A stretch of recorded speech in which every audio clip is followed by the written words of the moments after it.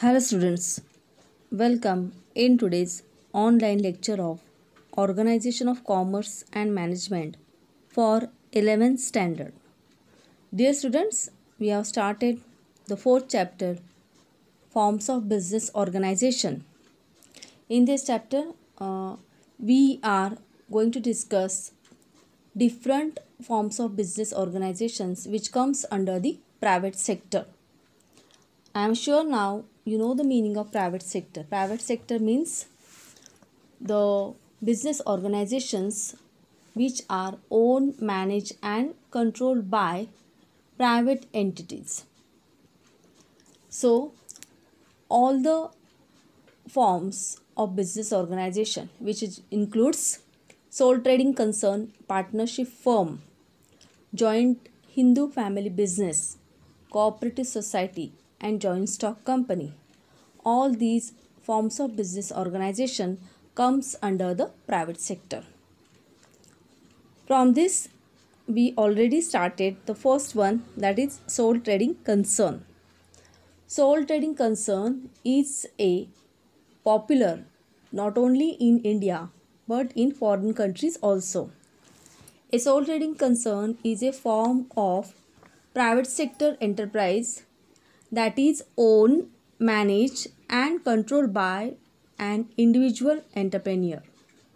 This type of business organization is also called one-man business or individual proprietorship or individual entrepreneurship, and owner of the business is commonly called the sole proprietor or sole trader.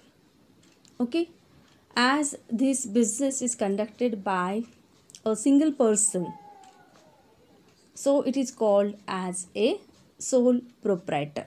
Sole means single person and proprietor means the owner. Okay, yesterday we have discussed different features of sole trading concern like individual ownership, no sharing of profit and risk, then self-employment, sole trader doing his business in local market area only, then this business does not have the separate legal status and there is a minimum government regulation. So all these are the features of sole trading concern. One important feature of sole trading concern is that the sole trader is having the unlimited liability.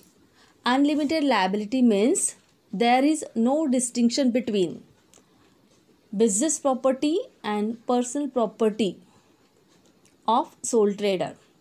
If business assets are not sufficient to pay off liabilities of business, then personal property of sole trader may be used. So, in sole trading concern, the sole trader is carrying unlimited liability. This is important feature of sole trading concern. Now today we are going to discuss merits of sole trading concern.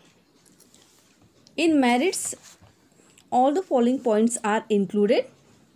The first is the easy formation. The second is the quick decisions.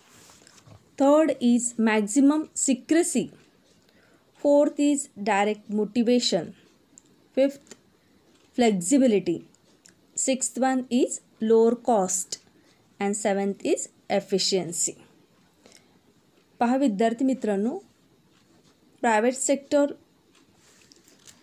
जे enterprise आहे त्याच्यामध्ये sole trading concern, partnership firm, joint Hindu family business आणि cooperative society आणि joint stock company हे सगळे वेगवेगळे व्यवसाय संघटनांचे प्रकार येतात, ज्याला आपण फॉर्म्स ऑफ बिझनेस ऑर्गनायझेशन असं म्हणतो. तर यामध्ये सुद्धा आपण काल सोल ट्रेडिंग कन्सर्न म्हणजे एकल व्यापार संघटन प्रकार. एकल व्यापार संघटन प्रकार म्हणजे काय की हा व्यापार केवळ एक व्यक्तीकडनं स्थापन केला जातो, सुरू केला जातो आणि त्याचे व्यवस्थापनसुद्धा एक सिंगल व्यक्ती करते, म्हणून याला सोल ट्रेडिंग कन्सर्न असं म्हणतात. ती व्यक्ती पूर्णपणे त्या व्यवसायासाठी जबाबदार असते. या सोल ट्रेडिंग कन्सर्नचे वेगवेगळे मेरिट्स आहेत, ज्याला आपण ॲडव्हान्टेजेससुद्धा असं म्हणू शकतो. तर यामध्ये खालील मुद्द्यांचा समावेश आहे. इझी फॉर्मेशन म्हणजे काय? सुलभ स्थापना होते. त्यानंतर क्विक डिसिजन म्हणजे सोल ट्रेडर आपल्या व्यवसायामध्ये जे निर्णय घ्यावे लागतात ते तो जास्त उशीर न लावता घेऊ शकतो. तिसरं आहे मॅक्झिमम सिक्रेसी म्हणजे बिझनेसमध्ये जी सिक्रेसी मेंटेन करावी लागते ती सोल ट्रेडिंग कन्सर्न या व्यवसाय संघटन प्रकारामध्ये जास्त करता येते. त्यानंतर चौथा मुद्दा आहे डायरेक्ट मोटिवेशन म्हणजे प्रेरणा. व्यवसाय करण्यासाठी इथे सोल ट्रेडरला डायरेक्ट प्रेरणाही मिळत असते. फ्लेक्झिबिलिटी म्हणजे व्यवसायातील लवचिकता. 6 पॉईंट आहे लोअर कॉस्ट म्हणजे कमी खर्च. आणि 7th आहे एफिशियन्सी म्हणजे ability to work more. Okay, so all these are the merits of soul trading concern. Now one by one we are going to discuss all these merits in detail. Now see the first point, easy formation. See, the formation of soul trading concern is very easy and simple. Minimum legal formalities are required for its establishment. We can say that to establish soul trading concern is a very easy task because very few legal formalities are involved in its establishment. See, this business can be started without getting it registered. Anybody who is a major at age, major means above the age of 18, has a sound mind and has not been disqualified to conduct business under any law can start proprietary concern. Due to simple formation, there is a direct relationship between efforts and rewards. म्हणजे एकल व्यापार संघटन हा जो प्रकार आहे त्याची स्थापना ही अत्यंत सुलभ आहे. कोणतीही व्यक्ती की ज्या व्यक्तीला अशा प्रकारचा व्यवसाय करण्याची इच्छा आहे, अशी कोणतीही 18 वर्षाच्या वरील व्यक्ती ही अशा प्रकारचा व्यवसाय हा स्थापन करू शकते आणि सुरू करू शकते. अगदी किरकोळ काही कायदेशीर बाबी पूर्ण कराव्या लागतात. अन्यतः सोल ट्रेडिंग कन्सर्न हा जो व्यवसाय संघटन प्रकार आहे तो सुरू करण्यासाठी कोणतीही अडचण कोणत्याही व्यक्तीस येत नाही. याची स्थापना ही अतिशय सुलभ आहे. क्लिष्टता यामध्ये आपल्याला कुठेही आढळत नाही. Okay, now the second point, quick decision. See here, sole trader takes quick business decision. He may or may not consult anyone. Sole trader is not answerable to anybody. Many times, quick decision is business proves to be very profitable. Sole trader can take quick action and get more benefit.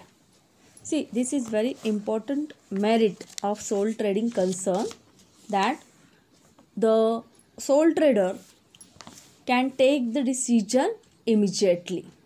He does not require to ask anyone about the policy decisions. Okay, therefore this form of organization is suitable for such business which require quick decision such as speculation and trading. Okay, that's why many times sole trader can enjoy lot of opportunity which may be available in the market. Now the next, third one, maximum secrecy. Secrecy म्हणजे आपण म्हणू शकतो की व्यवसायामध्ये जी गुप्तता पाळावी लागते व्यवसाय करत असताना, व्यवसायाचं यश हे अधिकाधिक वाढविण्यासाठी प्रत्येक व्यवसायामध्ये काही गोष्टी या गुप्तपणे अंतर्गत बाबी ज्या आहेत व्यवसायातल्या त्या ठेवाव्या लागतात आणि या अंतर्गत बाबी गुप्त ठेवणे हे केवळ सोल ट्रेडिंग कन्सर्न या व्यवसाय प्रकारामध्ये शक्य आहे. ओके, तर मॅक्झिमम सिक्रेसी या व्यवसाय संघटन प्रकारामध्ये आपल्याला पाहावयास मिळते. See, the sole trader is owner and manager of his business, so he may not disclose his business secrets and plans with any third person. Actually, there is no need to publish books of accounts of sole trading concern. So that's why maximum secrecy can be maintained. तर हे खूप important feature आहे soul trading कन्सर्नमध्ये. महत्त्वाचं merit आहे की soul ट्रेडरला आपले books of accounts हे publish करण्याची गरज भासत नाही. आपण जर इतर व्यवसाय संघटन प्रकार पाहिले, कंपनी असेल म्हणा किंवा कॉपरेटिव्ह सोसायटी आहे, तिथं त्यांना कंपनीज ॲक्टप्रमाणे दरवर्षी फायनान्शियल इयर संपण्याच्या आधी सगळे बुक्स ऑफ अकाउंट्स प्रिपेअर करावे लागतात. ते ड्युली CA कडनं चेक करून घ्यावे लागतात. त्याचप्रमाणे अनेक सार्वजनिक कंपन्यांना, ज्या पब्लिक लिमिटेड कंपनीज आहेत, त्यांना कित्येक वेळी आपले जी फायनान्शियल इन्फॉर्मेशन आहे ती अगदी न्यूजपेपरमध्ये सुद्धा पब्लिश करावी लागते की जेणेकरून सगळ्यांना ती कळेल. पण या गोष्टी आपल्याला सोल ट्रेडिंग कन्सर्नमध्ये दिसून येत नाही. सोल ट्रेडरला या कोणत्याही गोष्टी कराव्या लागत नाही.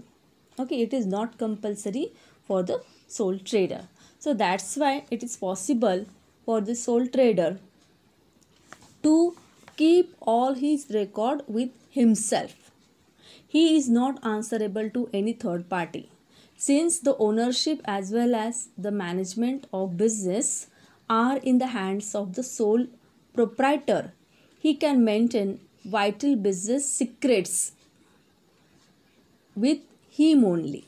So this is another important merit of soul trading concern. Now the next point, direct motivation. Sole trader is the owner and the manager of the business. As he enjoys the whole profit of the business, he has a direct motivation to earn more profit. So he always tries to work hard. See, always we observe that there is a direct motivation. The proprietor himself is the owner as well as the manager. So there is a direct relationship between the efforts and rewards he puts in and the profit he makes. Since all the profit or losses are directly vested with himself, the sole trader is more aware of the efforts put in and can thus grow very fast. आता direct motivation म्हणजे काय? तर विद्यार्थी मित्रांनो, तुम्हाला माहिती आहे की सोल ट्रेडिंग कन्सर्न या व्यवसाय संघटन प्रकारामध्ये सोल ट्रेडर जो एकल व्यापारी आहे तो स्वतः व्यवसायाचा मालक असतो आणि तोच व्यवसाय पूर्ण मॅनेज करत असतो. तो मॅनेजरसुद्धा असतो. ओके, तर इथे सोल ट्रेडरला माहीत असतं की मी जेवढे जास्त कष्ट घेईन तेवढं मी माझ्या व्यवसायाकडे जास्त लक्ष देईन, तेवढा प्रॉफिट हा माझ्या व्यवसायाला मी मिळवून देऊ शकतो. आणि तुम्हाला हेही माहिती आहे, काल आपण डिस्कस केलेलं आहे की सोल ट्रेडिंग कन्सर्नमध्ये जो काही प्रॉफिट बिझनेसमध्ये होतो तो पूर्णपणे कोणाच्या मालकीचा असतो? तर सोल ट्रेडरचाच असतो. त्यामुळे हा जो सोल ट्रेडर आहे किंवा जो एकल व्यापारी आहे तो अधिकाधिक मेहनत करून जास्तीत जास्त नफा मिळवण्याचा सदैव प्रयत्न करत असतो. तर जास्तीत जास्त कष्ट घेऊन अधिकाधिक नफा मिळवण्याची ही जी प्रेरणा आहे, कष्ट घेण्याची ही जी प्रेरणा आहे ती कशामुळे आहे? तर त्याला माहीत असतं की मी जेवढं जास्त कष्ट घेईन, जेवढं जास्त लक्ष मी माझ्या बिझनेसकडे देईन तेवढा प्रॉफिट मी अर्न करू शकतो, मिळवू शकतो. आणि तो प्रॉफिट कोणाही दुसऱ्या व्यक्तीला देण्याचा काही प्रश्नच नाही, कारण तो सगळा प्रॉफिट कोणाच्या पॉकेटमध्ये जाणार आहे, तर सोल ट्रेडरच्याच पॉकेटमध्ये जाणार आहे. तर इथं कष्ट आणि त्यानंतर मिळणारे जे बेनिफिट आहेत ते पूर्णपणे सोल ट्रेडरलाच मिळत असतात. म्हणून कष्ट करण्यामागे ही प्रॉफिट मिळवणं ही मोठी प्रेरणा या सोल ट्रेडरला आहे. So there is a direct motivation in efforts and rewards. If you put more and more efforts, you will get more and more rewards. Now the next is flexibility. A sole trader is the only manager of the business. He can make quick changes as per the situation arise in the business. So flexibility is enjoyed by the sole trader because he alone decides what to do and what not to do. Since only one person has to take decision, the owner or sole trader can be very flexible. Being the only decision maker of business, he can make quick change in decision as per the changing circumstances. This may involve expansion or existing business, adding new business, reduction of business activities, etc. This is very important for the success of any business. आता flexibility म्हणजे काय, तर लवचिकता. एकल व्यापार संघटन प्रकारामध्ये किंवा सोल ट्रेडिंग कन्सर्न या बिझनेस टाईपमध्ये जो सोल ट्रेडर आहे तो सिंगल पर्सन तिथे काम करत असतो आणि कधीही हा जो एक व्यक्ती आहे तोच निर्णय घेणारा असतो आणि त्या घेतलेल्या निर्णयाची अंमलबजावणीसुद्धा करणारा तोच असतो सोल ट्रेडर. त्यामुळे जरी वाटलं त्याला एखादा निर्णय त्याने काही दिवसांपूर्वी घेतलेला असेल, तर जर सिच्युएशन त्याच्यासमोर येणारी ही बदलत जाणारी असेल तर त्याप्रमाणे तो आपले निर्णय कधीही बदलू शकतो. त्याला कोणाचीही परवानगी वगैरे घेण्याची गरज नाही. व्यवसायाचं एक्सपान्शन करायचं असेल किंवा सध्याचा जो व्यवसाय आहे त्याच्यामध्ये काही चेंजेस करायचे असतील किंवा त्याची काही बिझनेस पॉलिसी त्याच्यामध्ये चेंजेस करायच्या असतील तर सोल ट्रेडर ते सहजपणे करू शकतो. त्याला अजिबात वेळ लागत नाही आणि जशी सिच्युएशन त्याच्यासमोर येते, मार्केट कंडिशन जशा असतात त्याप्रमाणे तो आपल्या घेतलेल्या निर्णयामध्ये सहजपणे बदल हा करू शकतो. कुठेही वेळ न घालवता सोल ट्रेडरला हे करणं शक्य आहे, कारण तो एकटाच हा बिझनेस पाहत असतो आणि तो मॅनेज करत असतो. म्हणून फ्लेक्झिबिलिटी हे आणखीन एक मेरिट पॉईंट आपल्याला सोल ट्रेडिंग कन्सर्नमध्ये दिसून येतं.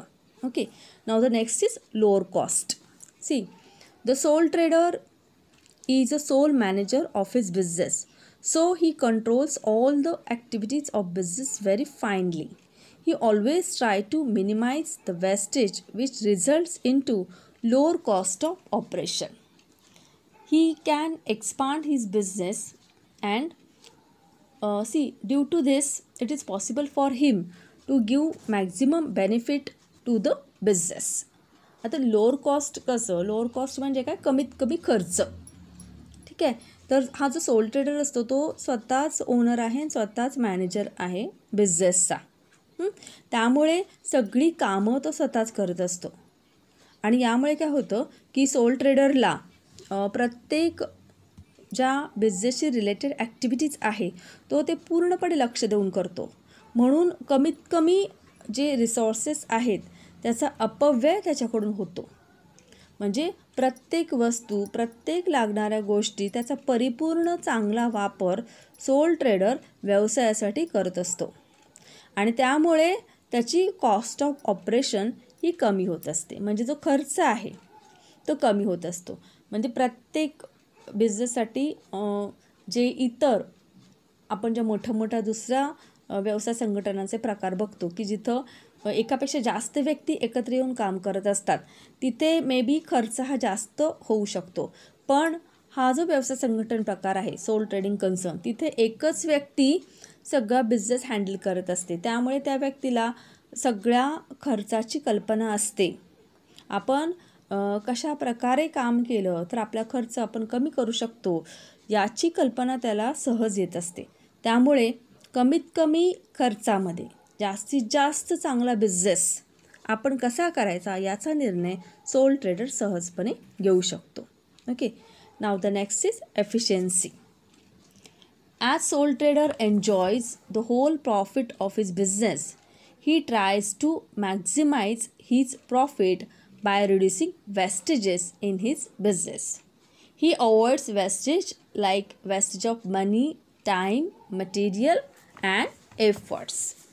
As he is directly gaining from profits and is directly liable and responsible for losses, the proprietor runs his business with maximum efficiency with least wastage of time, efforts, and resources. He also makes sure that productivity is maximum and maximum skill is used in every aspect of business, leading to higher profitability and better reputation.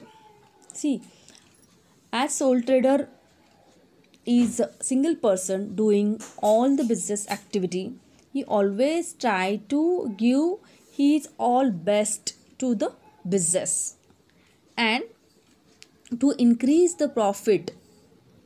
He handles the resources in a fine way. He never wastage the resources, and all this act of sole trader increases the efficiency. म्हणजे soul trader जो आहे तो त्याला माहीत असतं की आपणच मालक आहोत आणि आपणच व्यवस्थापक आहोत. आपण व्यवसायाचे जे सर्व संसाधने आहेत, रिसोर्सेस आहेत, त्याचा जास्तीत जास्त चांगला वापर केला तर आपल्याला जास्तीत जास्त प्रॉफिट हा मिळवता येईल याची पूर्ण कल्पना सोल ट्रेडरला असते. म्हणून हा जो सोल ट्रेडर आहे तो कमीत कमी रिसोर्सेसमध्ये जास्तीत जास्त उत्पादन घेण्याचा तो प्रयत्न करत असतो आणि त्यामुळे असं करण्यामुळेच या सोल ट्रेडरची एफिशियन्सी ही वाढत जाते आणि त्याचा बेनिफिट नक्कीच व्यवसायाला होत असतो. तर अशा प्रकारे विद्यार्थी मित्रांनो, हे सगळे वेगवेगळे पॉईंट्स आपल्याला सोल ट्रेडिंग कन्सर्न या फॉर्म ऑफ बिझनेस ऑर्गनायझेशनचे फायदे दर्शवितात. जसं की फर्स्ट पॉईंट आहे इझी फॉर्मेशन, म्हणजे सहज स्थापना होते. सोल ट्रेडिंग कन्सर्न हा जो व्यवसाय संघटन प्रकार आहे त्याची स्थापना कोणतीही व्यक्ती केव्हाही कुठेही करू शकते. इथं जास्त कॉम्प्लिकेटेड लीगल फॉर्मॅलिटीज कोणत्याही नाहीत. अगदी काही जुजबी गोष्टी आहेत, कायदेशीर गोष्टी आहेत, त्याची परिपूर्णता केली की कोणत्याही व्यक्तीस आपला व्यवसाय हा सुरू करता येतो. सेकंड आहे क्विक डिसिजन. क्विक डिसिजन म्हणजे व्यवसायामध्ये अनेक वेळा काही निर्णय हे पटकन घ्यावे लागतात, क्षणाचाही विलंब न लावता ते घ्यावे लागतात. आलेली जी संधी आहे त्याचा परिपूर्ण वापर हा करावा लागतो आणि अशा प्रकारे चटकन निर्णय घेणं हे या सोल ट्रेडिंग कन्सर्न प्रकारामध्येच शक्य आहे. तिसरं आहे मॅक्झिमम सिक्रेसी. व्यवसाय यशस्वी होण्यासाठी ज्या काही अंतर्गत गोष्टी आहेत त्या गुप्त स्वरूपात ठेवणं या कधीही फायदेशीर ठरतात आणि ही बाब फक्त सोल ट्रेडिंग कन्सर्न या व्यवसाय संघटन प्रकारामध्ये शक्य होते. So soul trader can enjoy the maximum business secrecy. Okay, then the fourth is direct motivation. Direct motivation means you take more efforts, you will get more benefit. Why it is so? Because sole trader enjoy all the profit of business alone and he knows this fact very well. So that's why he is always ready to put more and more efforts for his business.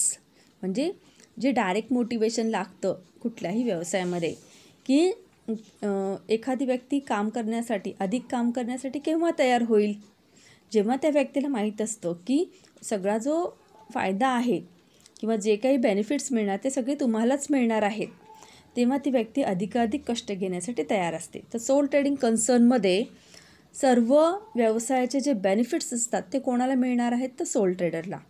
म्हणून तिथं direct motivation आहे की अधिक परिश्रम करा अधिक benefit मिळवा. Then the next is flexibility. Flexibility म्हणजे लवचिकता.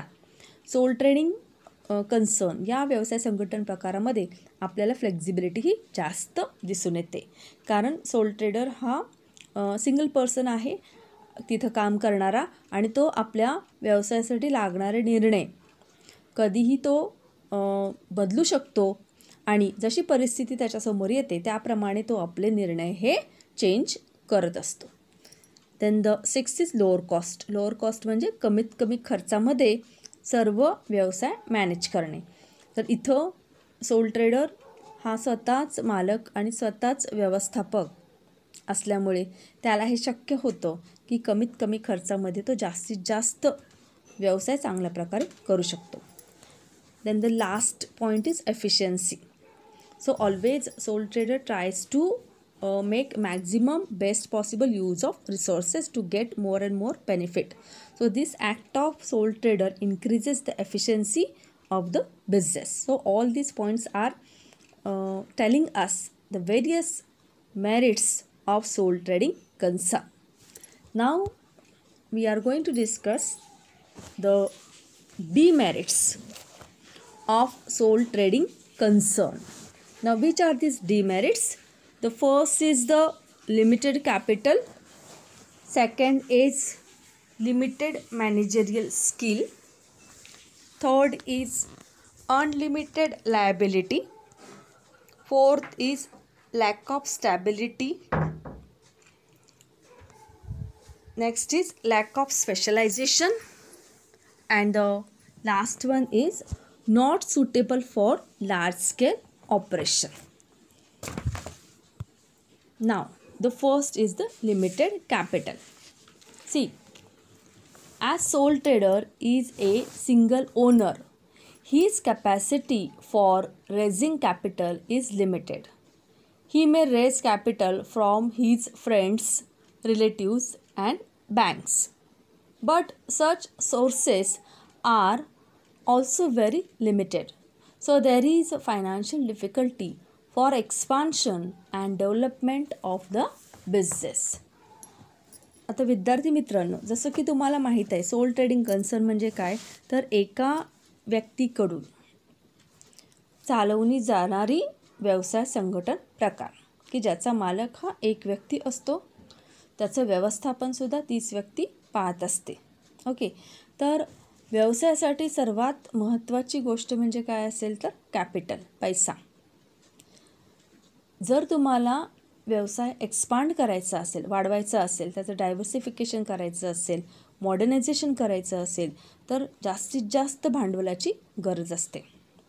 आता या व्यवसाय संघटन प्रकारामध्ये केवळ एक व्यक्ती या व्यवसायामध्ये इन्व्हॉल्व असते, म्हणून सोल ट्रेडरला एकट्याने भले मोठं कॅपिटल किंवा भांडवल उभं करणं शक्य नसतं. जास्तीत जास्त तो कोणाकडनं पैसे उभं करू शकतो, तर त्याचे ओळखीचे लोक, नातेवाईक, मित्रमंडळी किंवा बँक यांच्याकडनं तो कर्ज घेऊ शकतो, पण त्यालासुद्धा काही तिथं मर्यादा आहेत. म्हणून या व्यवसाय संघटन प्रकारामध्ये कमी भांडवल किंवा मर्यादित भांडवल ही एक मोठी अडचण आहे, की ज्यामुळे सोल ट्रेडरला आपला व्यवसाय हा जास्त मोठ्या प्रमाणामध्ये करता येत नाही. तर भांडवल हे मर्यादित असल्यामुळे सोल ट्रेडर खूप मोठ्या प्रमाणामध्ये आपला व्यवसाय हा वाढवू शकत नाही. Okay, this is the first demerit of sole trading concern. Now the second one, limited managerial skill. A sole trader has to manage and control the business. He may or may not possess qualification and experience. He may not have expert managerial and organizing ability. Due to limited capital, he may not appoint managerial staff. So there is a lack of limited managerial skill in sole trading concern. See here, in a sole trading concern, the whole business is owned, managed and controlled by a single person, that is sole trader. Many times this sole trader may not be having the proper qualification and experience, so many times his decision may go wrong also, and due to the limited capital it is not possible for the sole trader to appoint the expert people, which is possible in case of the joint stock company. See, in the joint stock company is have huge capital with it. So this joint stock company can appoint the expert people for all the activities. All the paid employees are working in the joint stock company. So the company is able to take decision with proper discussion, and with the help of all this expertise, company can take the suitable decision for its expansion. All this is possible because company is having the huge capital with it, which is not there in case of the sole trading concern. म्हणजे soul trading concern हा जो व्यवसाय संघटन प्रकार आहे, तिथं एक व्यक्ती सोल ट्रेडर हा स्वतः ओनर आहे, मालक आहे आणि तोच व्यवस्थापक आहे, तोच व्यवसायाला लागणारं कॅपिटल भांडवल पुरवणारा व्यक्तीसुद्धा आहे.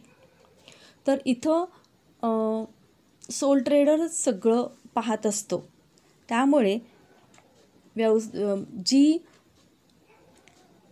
पैशांची कमतरता आहे, त्याच्याकडे भांडवलाची कमतरता आहे, त्यामुळेच सोल ट्रेडर एक्सपर्ट पीपल आपल्या व्यवसायामध्ये अपॉइंट करू शकत नाही.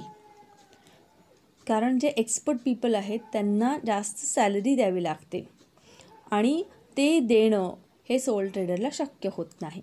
म्हणून तो आपल्या स्टाफमध्ये ॲज अ स्टाफ म्हणून अशा हुशार लोकांना एक्सपर्ट पीपलला अपॉइंट करू शकत नाही. आणि त्यामुळेच की काय, सोल ट्रेडरला लिमिटेड मॅनेजरल स्किल हा जो आपण म्हणू शकतो की डिमेरिट आहे, त्याला सामोरं जावं लागतं. Okay, so the sole trader many times is not able to have all the managerial skill with him. Okay, now the third one, unlimited liability. We have discussed this point in feature also. What is the meaning of unlimited liability? Unlimited liability means what? In a sole trading concern, there is no distinction between the private property and the business property of the sole trader. Okay, sometimes if required, his business liabilities need to be paid by selling his private property also. The greatest demerit of the sole trader is the unlimited liability. Higher risk due to the unlimited liability causes the proprietor to be overcautious. He may be personally the sufferer if things go wrong. So there is always a threat for him to undertake new ventures even when they can be very profitable, because of only one thing, that the liability of sole proprietorship is unlimited. This can affect the growth of the business negatively. म्हणजे unlimited liability म्हणजे काय? अमर्यादित जबाबदारी. इथं अमर्यादित जबाबदारी याचा अर्थ असा आहे की समजा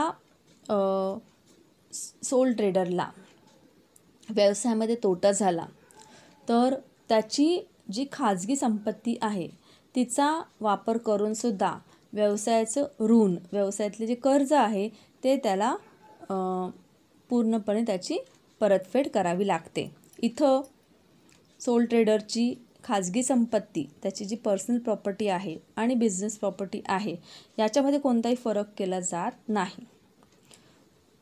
कारण जर व्यवसायातील जर काही कर्ज असेल, ऋण असेल, तर ते सुद्धा व्यवसायातील संपत्ती जर कमी पडत असेल तर त्या सोल ट्रेडरची खाजगी संपत्ती ही व्यावसायिक संपत्ती समजूनच त्यातून मग ते कर्ज फेडावे लागते. म्हणून कित्येक वेळी नवीन संधी जरी सोल ट्रेडरच्या समोर आल्या तरी सोल ट्रेडर धाडस करून त्या संधी वापरत नाही किंवा तो वापरू इच्छित नाही, कारण त्याला नेहमी भीती असते की आपल्याला अनलिमिटेड लायबिलिटी आहे. जर आपला हा प्रोजेक्ट व्यवस्थित चालला नाही, आपल्याला त्यातनं जर बेनिफिट नाही मिळाले किंवा आपल्याला तोटा झाला, तर आपली वैयक्तिक संपत्तीसुद्धा आपल्याला पणाला लावावी लागेल. त्यामुळे ही भीती या सोल ट्रेडरला कायम असते की आपल्यावरती अमर्यादित जबाबदारी आहे. I have to face unlimited liability. This threat is always there in case of sole trader. Now the next is lack of stability. Lack of stability, it means the liability, see here, the existence of sole trading concern is totally dependent on the existence of sole trader. Here, the death, insanity or insolvency of the sole trader affects the existence of business. There is a continuous uncertainty in running a sole trade. If anything happens unexpectedly, the entire organization can collapse. Not being a legal entity, it is a link directly to the owner. That is, there is no difference between the sole owner and the business. The organization can be dissolved with the death or insolvency of the owner occurs. म्हणजे lack of stability म्हणजे काय? या व्यवसाय संघटन प्रकारामध्ये व्यवसायाला स्थिरता नाही. आता असं का म्हणलेलं आहे तर बघा की समजा सोल ट्रेडरचा दुर्दैवाने मृत्यू झाला किंवा त्याचं मानसिक संतुलन बिघडले किंवा तो दिवाळखोर झाला, तर व्यवसाय हा बंद होतो किंवा व्यवसाय अचानक काय होतो, कोलॅप्स होतो, की जे आपल्याला इतर व्यवसाय संघटन प्रकारामध्ये दिसून येत नाही. फॉर एक्झाम्पल कॉपरेटिव्ह सोसायटी असेल किंवा जॉईंट स्टॉक कंपनी आहे, तर जॉईंट स्टॉक कंपनीमध्ये सुद्धा एखादा सभासद कंपनी सोडून गेला म्हणून कंपनी लगेच काही बंद होत नाही. किंवा कोऑपरेटिव्ह सोसायटीमध्ये सुद्धा तसंच आहे की समजा एखादा सभासद दिवाळखोर झाला, इन्सॉल्वंट झाला, ओके, किंवा दुर्दैवाने एखाद्याचा मृत्यू झाला, डेथ झाली, तर त्याचा मृत्यू झाला म्हणून लगेच ती सोसायटी बंद होत नाही किंवा कोलॅप्स होत नाही. परंतु हे सोल ट्रेडिंग कन्सर्नच्या बाबतीमध्ये शक्य नाही, कारण सोल ट्रेडर आणि बिझनेस हा सेपरेट नाही. सोल ट्रेडर म्हणजेच बिझनेस आहे. जोपर्यंत सोल ट्रेडर सुस्थितीमध्ये राहून व्यवसाय करतोय तोपर्यंत तो व्यवसाय कंटिन्युअस चालू राहू शकतो. पण ज्या क्षणाला सोल ट्रेडरशी काही असं अनएक्सपेक्टेडली काहीतरी घडलं तर तो व्यवसाय तिथंच थांबतो. म्हणून या व्यवसाय प्रकारामध्ये व्यवसायाला स्थिरता नाही. Okay, now the next is lack of specialisation. See here, division of work leads to specialization, but sole trader is involved in all the activities of his business such as buying, selling, accounting, etc. He has to play multiple roles. So it is said that he is jack of all traders, master of none. So it is said that jack of all trades but master of none. In fact, sole trading concern is one man show type business. So that's why we can say that there is a lack of specialization. See, in the sole trading concern, the sole trader is required to do all the work alone. He cannot distribute the work with other person because he is the only owner of the business. He is the only manager of the business. So that's why he cannot enjoy the benefit of specialization. Okay, म्हणजे हा असा व्यवसाय संघटन प्रकार आहे की जिथं soul trader ही एकच व्यक्ती असते. तीच व्यक्ती मालक आहे, तीच व्यक्ती नियंत्रक आहे आणि तीच व्यक्ती व्यवस्थापकसुद्धा आहे आणि सगळी कामं हा सोल ट्रेडर स्वतःच करत असतो. त्याला कामाची विभागणी करता येत नाही. त्यामुळे सोल ट्रेडर हा कसा आहे की he is a jack of all trades but master of none. म्हणजे तो कोणत्याच कामामध्ये परिपूर्ण नसतो, पण बाकी छोटी छोटी कामे तो सगळेच करत असतो. म्हणून इथं आपण म्हणू शकतो की त्याला कोणतंही काम जे व्यवसायासाठी आवश्यक आहे त्यामध्ये तो एक्सपर्ट असतो असं काही नाही आहे. म्हणून कामाची विभागणी केल्यामुळे एकच काम एकाच व्यक्तीला आपण दिल्यामुळे ती व्यक्ती कामामध्ये कशी होते, परफेक्ट होते. ती व्यक्ती स्पेशलाइज होते. त्या कामातील बारकावे त्या व्यक्तीच्या लक्षामध्ये येतात. परंतु सोल ट्रेडिंग कन्सर्न या व्यवसाय संघटन प्रकारामध्ये हे शक्य नाही. सोल ट्रेडरला सर्वच कामे स्वतः करावी लागतात. त्यामुळे मे बी तो आपल्या कोणत्याही कामाला योग्य प्रकारे न्याय देऊ शकत नाही. Okay, now the next is not suitable for large scale operation. See here, Soul Trade conducts his business on small scale. Generally, he operates in local market. Soul Trading concern is one man show. Business cannot be extended beyond a certain limit. Soul Trading concern is not suitable for large scale business. म्हणजे हा असा व्यवसाय संघटन प्रकार आहे की जो मोठ्या प्रमाणावर जर व्यवसाय करायचा असेल तर तो त्याला सूट होत नाही. कारण सोल ट्रेडरकडे भांडवलाची कमतरता तर आहेच, त्याच्याकडे व्यवसाय मॅनेज करण्याचं स्किलसुद्धा कमी असतं. त्याच्याकडे मनुष्यबळ नाही. त्यामुळे सोल ट्रेडर हा लोकल मार्केटमध्येच काम करू शकतो आणि म्हणूनच हा व्यवसाय संघटन प्रकार मोठ्या प्रमाणावर जर व्यवसाय करायचा असेल तर तो त्याला सुटेबल होत नाही. या व्यवसाय संघटन प्रकारामध्ये तुमच्या आजूबाजूला तुम्ही पाहिलं असेल की ग्रोसरी शॉप आहेत, केक शॉप आहेत, अगदी छोटे छोटे दुकान आहेत, हेअर सलून आहे, ब्युटी पार्लर्स आहेत. तर अशा प्रकारचा जो व्यवसाय आहे तर तो या प्रकारामध्ये येऊ शकतो की जो एका व्यक्तीच्या द्वारे हँडल केला जाऊ शकतो.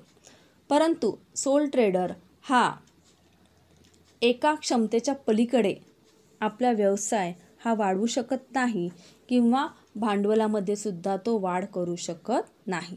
So this form of business organisation is not suitable for large scale business activities. Okay, so all these are the demerits of soul trading concern. In demerit we have discussed limited capital is the first point. म्हणजे soul ट्रेडरकडे भांडवल हे मर्यादित स्वरूपात असते. Second is limited managerial skill. Limited managerial skill म्हणजे व्यवस्थापनाचे कौशल्य soul ट्रेडरकडे हे कमी प्रमाणात असते, कारण तो एकटाच व्यवसाय सांभाळत असतो. म्हणजे एका व्यक्तीमध्ये सगळ्या मॅनेजरियल स्किल असतातच असं काही नाही. Third is unlimited liability. So soul trader is always facing the problem of unlimited liability. Then the next is lack of stability. There is no continuity in business of soul trading concern. Fifth is lack of specialization. So division of work is not possible in case of soul trading concern. So soul trader cannot enjoy the benefit of specialization. And the last is not suitable for large scale operation. Due to the limited capital and the limited managerial skill, soul trader cannot extend his business beyond certain limit. So dear students, all these are called the merits and demerits of soul trading concern. I hope you have understood all the merits and demerits of soul trading concern. In our next lecture, we are going to start another form of business organization. Till then, take care, be happy, and goodbye. Thank you, students.